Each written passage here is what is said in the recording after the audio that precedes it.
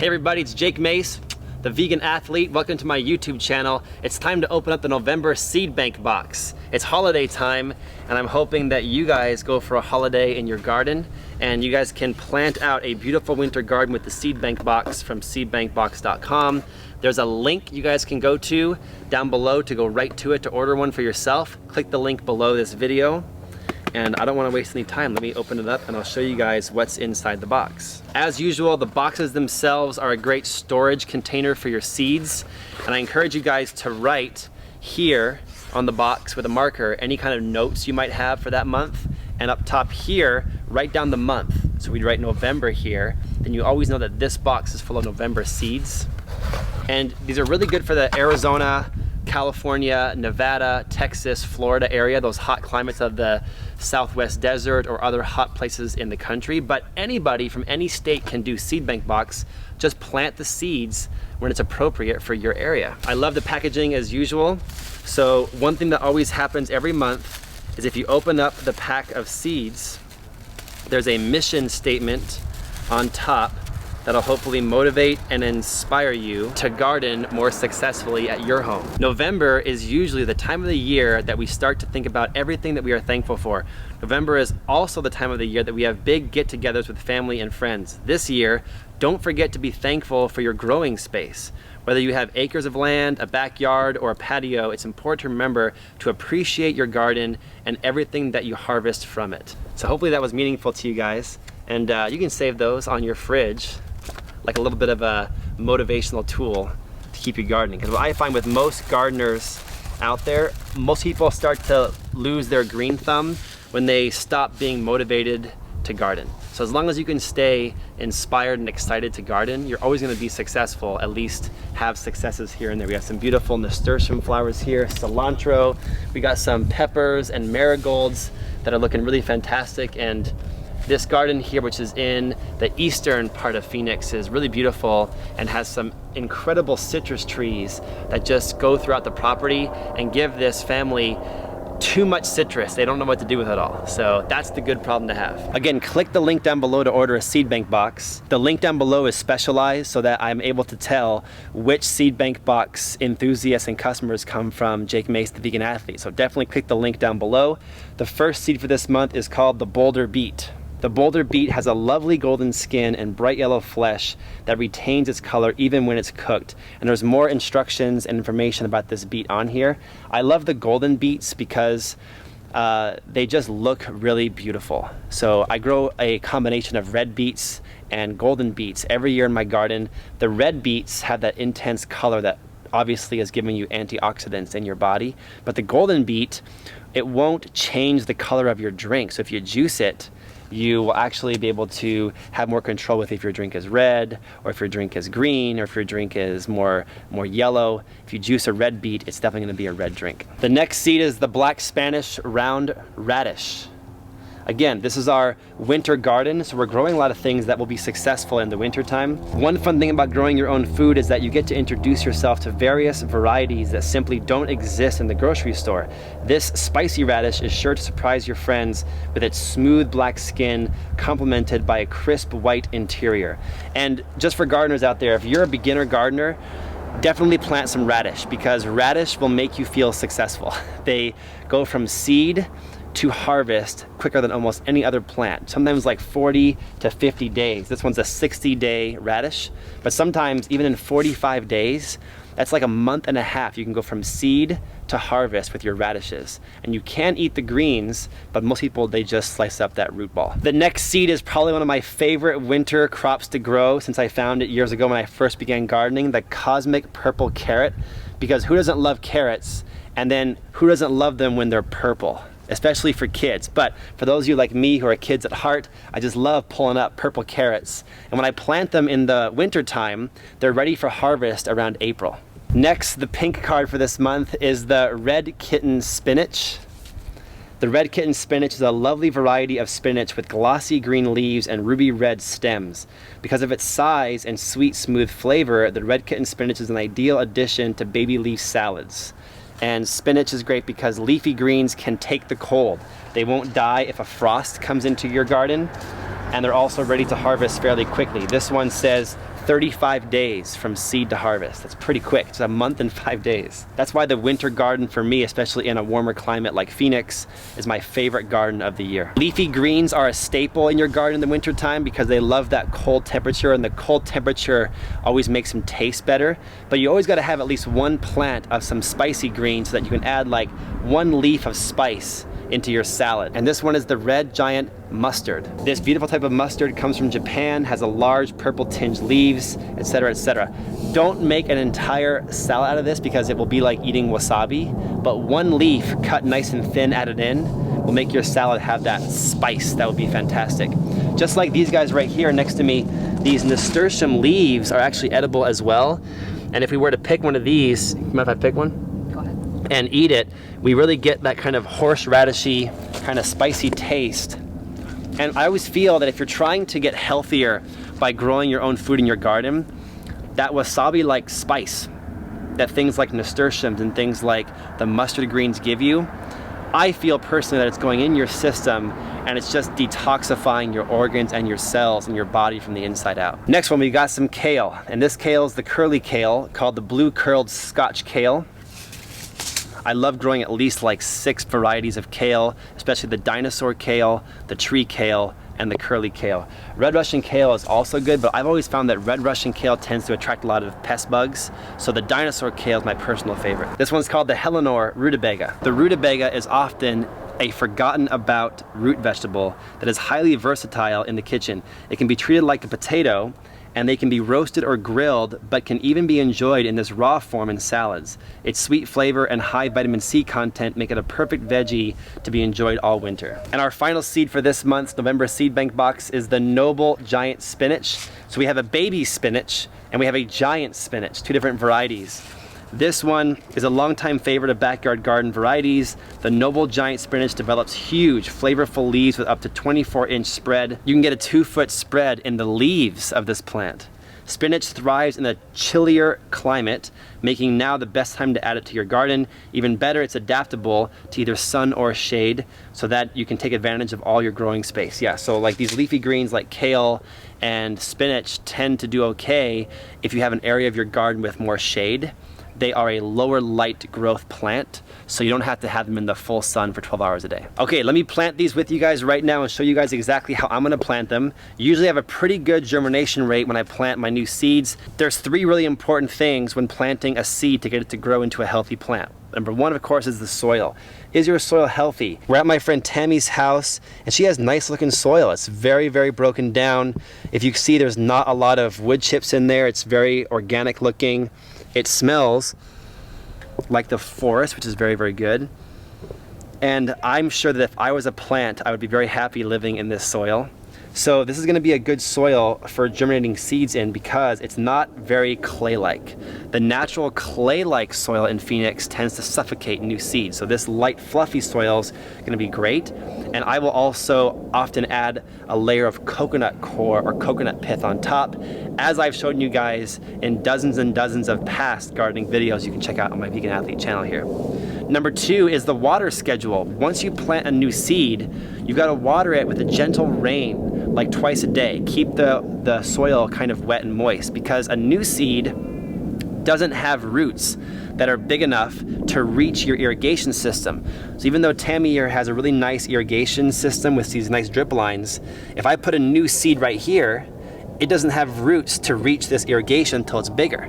So it's gonna be important in the beginning stages to do a little bit of an overhead water while the seed is just starting out to make sure it germinates, and then as it grows, those roots will climb out and seek that water. And the third thing to make sure your seeds grow into plants is the depth you plant the seed. If you put the seed too deep into the soil, you could kill it and suffocate it. So make sure to plant your seeds at the appropriate depth, and I'll show you guys what that is right now. In 2018, my goal is going to be to meet so many more gardeners who have incredible gardens and yards to inspire others. I love what my friend John Kohler does with his Growing Your Greens YouTube channel because he has a great garden himself, but he also is very good about traveling and showcasing other gardens around the world. And I want to kind of copy him a little bit this coming year. So I'm here with my first garden on the road. If you guys have a garden you want me to come and check out and plant a seed bank box in, please message me at Jake at learnfromjake.com. I'll get your email that way. Tammy's husband, Stefan, built these for her. He did a great job. Concrete block construction.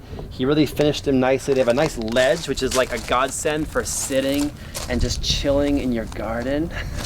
And also they're spaced apart perfectly for walkways and wheelbarrows to make it in there. And I'm gonna use these raised beds to lay out my infrastructure for this seed bank box. So I have the cosmic purple carrot I'm gonna put in this little quadrant. I think Tammy mentioned she might be doing sugar snap peas on this trellis right now coming up. So I'm gonna plant the black Spanish round radish underneath this area right here because they're quick to grow. So they'll become harvestable before the sugar snap peas shade them out. I have found that beets and carrots grow very well together. They kind of grow to maturity in a similar time frame, and they tend to like the similar location and soil in the garden. So I'm gonna put these beets, these golden boulder beets, right next to this purple carrots. We're gonna put the blue curly kale down here and the red kitten spinach. This is my first time growing this variety of spinach, and I'm really excited to see if it does go from seed to harvest in 35 days. That means just after Christmas. That's pretty fast, like New Year's Day. That's pretty fast. So we're gonna put that one at the end. So again, the depth is super important. I've been telling you guys about this in every seed bank box video I planted. There's a link in the upper right hand corner right now, and there's also a link down below where you can go to a playlist that'll show you all the seed bank box videos I've made since the beginning. And a lot of them show the exact soil I mix, called Mace's Mix Soil, the exact way I build a raised bed, and a lot of other tips and tricks of the gardening trade. So check it out. These are the radish seeds. And I think that radishes grow very easily. They have a high germination rate. So we're gonna just grow these guys kind of orderly. So I'm going to take these radish seeds. If you guys can see right here, this soil. I think Tammy's doing a great job here with the soil. It looks really healthy. And she said that she does get grubs in her soil, but she's been very diligent about picking them out. And I don't see any grubs here right now. So hopefully she's got her grub problem under control. Everybody in every garden battles certain things. In my garden, it's birds. In your garden, it could be something else. So I have a lot of tips and suggestions here if you guys want to curb your pest problems, and I have my gardening ebook coming out soon at learnfromjake.com. So check it out. I'll have a lot of tips in there of how to get rid of the bugs and the pests in your garden. So look here, I got this one spot right here for radish seeds. Some radish seeds right there, and hopefully the camera can see this. Put about 5 right there. And then I would say for radish, you can go about just 6 inches apart. They can be much closer together because they don't need too much space. Like a tomato plant, 2 feet of space. But these radishes, 6 inches is perfect. I'm gonna go 6 inches over this way. And here. I always put about 5 seeds because we give you a ton of seeds in the seed bank box. I mean, look at this. You guys have so many radish seeds. There will definitely be some left over. So that allows me to put about 5 or so seeds per spot. And then in about a week from now, I'll come out here and I'll pick out which ones are the least worthy. So we're only gonna make 3 small rows of radishes, 4 radishes per row. That's just 12 plants. That way we're not going too crazy with the radishes. Now, if you guys can see right here, we have some radish seeds laying on top of the dirt. I always lay them out first so I can see where they all are. And then I'll just push them down ever so gently into the soil, just like that. And then I kind of flick some dirt on top, just like that. And that's enough. Definitely err on the side of more shallow. The more shallow you plant, the more success you'll have. If you put it too deep, it might suffocate and die. So I push, push, push, flick in there. Do it again over here, one more time, check it out. Putting the seeds down there, and then flick some dirt on top. And the other way to get really good at planting seeds is just to plant seeds. You know what I'm saying? If you don't use it, you lose it. So if you stop planting seeds, you'll lose the feeling for it. And if you guys plant consistently and you just enjoy gardening, you'll just get a good feel for how fluffy and how deep to put it, and you'll get more successful as time goes on.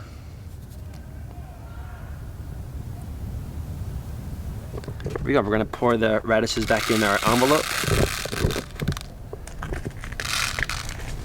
And then we're gonna save it inside of our seed bank box for another time. Okay, so carrots, I do treat differently than other seeds. And what I mean by that is, I'll prep the soil here first. Spread it out nice and flat. Get it kind of fluffy, kind of even and flat here.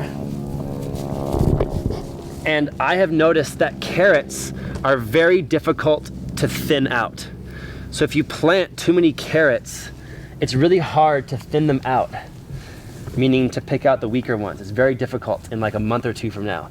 So I usually do not thin my carrots, but I do plant them more sparingly, okay? Because I have found that you really want to plant a lot of carrots, but then they become so dense that they're so packed together, you don't get nice carrots. The farther apart they're planted, the bigger and nicer carrots you actually get. So carrot seeds look like this. Almost like a spice. And quite literally, I'm gonna just sit here and I'm not gonna be orderly. I'm gonna kind of just, from this high off the soil, I'm gonna just kind of sprinkle, kind of like Emerald Lagasse sprinkling salt or cayenne pepper on a dish and going bam. So just a little sprinkle here or there. And as soon as water hits these guys, they will germinate and grow incredibly, unless a bunch of birds come in here and eat all the seeds. So that little pack of seeds, and I'm doing, I would say about a 18 square foot area with this little pack. So it's about maybe 3 feet wide by about 6 feet long. And I'm telling you guys, especially if you have kids, these purple carrots are the most fun to harvest. And they'll be ready come April. And at the end of the sprinkle with the carrots, I don't throw soil on top, I just do like a vigorous pat. So watch, I kind of just go through. I'll vigorously pat and a little bit of like scattering of the soil, and that pat will kind of allow the seeds to kind of nestle down into the soil. And then once the water hits it from the overhead water we're gonna do to germinate them, they will find their way under this beautiful soil. So I just go through here, make sure I'm thorough about my pat. I'm kind of playing God here, because in the forest you would have like flash floods and winds and animals and all kinds of stuff to do this for you. But in your garden, you got to play the role of nature. So we're kind of just letting those seeds nestle down, and now they're ready for an overhead water. All right, you guys, the golden beet, beets and chard are in the same family. And you realize that when you first look at the seed of a beet, and the seed of a beet actually looks virtually identical to the seed of Swiss chard. They have the same leaf structure, they have the same seeds, just that beets have the bulbous bottom, the bulbous root, and chard doesn't. So I am going to take these beets and plant them, I would say just like I did with the radish, but maybe about 1 square foot for each beet. So 4 seeds there, about a square foot apart, 4 seeds here. And what's cool about these seeds, these beets, is look at how nature has made them. They put all these jagged edges on them. And that's almost like nature giving the seed like some grip so it can like grab onto the soil and hold its space.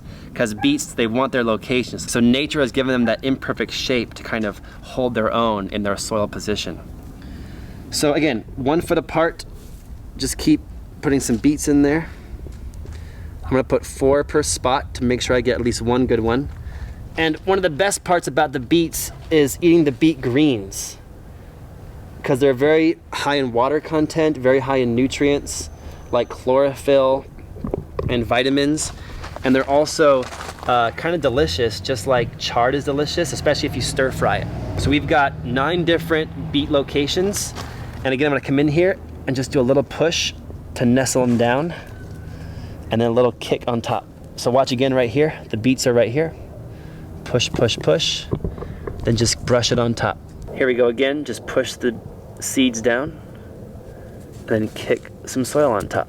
The one thing I love about Tammy's raised beds here is you see how she has the soil level about a foot lower than the edge of the beds. That's kind of nice for protection from like cats and other pests. If ever she wanted to kind of put some sort of a cage on top of here, she could put like some chicken wire or a trellis on top to block cats from getting into her garden, because so many of you out there message me all the time, Jake, how do I block the cats? Well, build a raised bed about 2 feet high like these are, and let the soil be down. Build a little bit of a seat or a lip, and then put trellising over the top.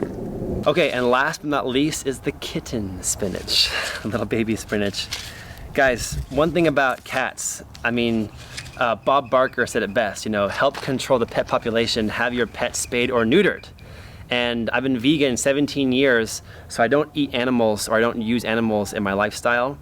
And that should also extend to us caring for animals who cannot care for themselves. And if you guys have the opportunity to spay or neuter a cat or a dog, please do it, because 2 cats that are not spayed or neutered can have hundreds of thousands of offspring in a 2-year period. They breed so fast, and then when they breed, they have like a litter of 4, and those 4 will have 4, and those 16 will have 4. I mean, it's in crazy exponential growth. So if you want to help control cats in your garden, whatever feral cats you can find around town, get them spayed or neutered. I'm a first timer for this kitten spinach, kind of like a baby green. Even the seeds look like precious little kittens. So we're gonna make this one kind of messy as well. We're gonna kind of just go sprinkle these evenly throughout the whole bed, because the seed is kind of small, and since they're only a 35-day till they're harvestable, means that they grow really quick. So I'm going to expect that they're going to grow very easily. So I just sprinkled all the seeds in this section of the raised bed. I'm going to use my patented method, my patented patting method. Pat them all down. And at the end, I'm going to kind of just kick the dirt all over the place. My friends, Jeff Goldblum said it best in Jurassic Park, nature will find a way. So I've shown you guys some method of more engineering type orderly method, and then this sprinkle, sprinkle, scatter method. They're both good. It just depends on what your preference is. So the last stage to do to make sure this garden grows great is to water it. And if you guys subscribe, Tammy said we can totally come back here in about 2 months and give you guys an update of how this garden is growing. So definitely subscribe so you can see my update video in about 2 months from now. All right, seriously, one of the most important parts is how you guys water before you go inside and chill. So I got this on gentle shower, on a low flow, and I'm just simulating rain. So I'm gonna just walk up and down the raised bed about 3 or 4 times, because the water only has to penetrate about, I would say, 4 to 6 inches beneath the soil. And I would say to do this about twice a day, maybe once in the morning around 9 a.m., once in the afternoon around 2 p.m. It's winter time, and then once you see all the seeds germinate, you can start to make a determination of pulling it back. And once the seeds are about 6-inch tall plants, you can probably just let the irrigation take over and water once a day in the winter time. Especially if you guys use a lot of coconut coir and worm castings, your soil will hold water better, and you will actually be able to water less. You guys, as usual, this ends the November Seed Bank Box adventure. Thanks for coming with me, and stay tuned for 2 months from now for an update of this bed so we can see how it's growing and which plants made it, which ones are thriving, and which ones are ready to eat. You guys, join my Urban Gardening Arizona Facebook group, and I'm on social media on Snapchat and Instagram at Jake Mace Tai Chi. Hey guys, go vegan and grow your food at home, and I'll see you guys at my brand new site, learnfromjake.com. Check it out today. Let me know what you guys think. Hey, little bonus scene for those of you guys who stuck around till the end. Tammy has a beautiful property. If you guys see this whole row of orange trees that have been here for a long, long time, this is actually a protected area in the city where you aren't allowed to kill the orange trees, and if they die of natural causes, you have to replace it with a citrus as well. So these are ancient orange groves that are fed by flood irrigation. The raised bed network she has is next to them. And if we pan over here, you can see how even her neighbor is growing edible stuff like a moringa tree. There's a beautiful moringa tree here on the neighbor's property that I just told Tammy to go over there and say hey to the neighbor and ask her for one of the seeds and plant it here in her yard, because moringa leaves, moringa flowers, and the moringa tree itself is a tree of life. It's so nutrient dense, great for making into tea, great for putting into smoothies. Every leaf and every flower on that tree are edible. Even the bean pods are edible, especially when they're young. You can use them like green beans. So you guys can go and check out jakemace.com, my original site for moringa seeds, and plant one of these trees in your yard.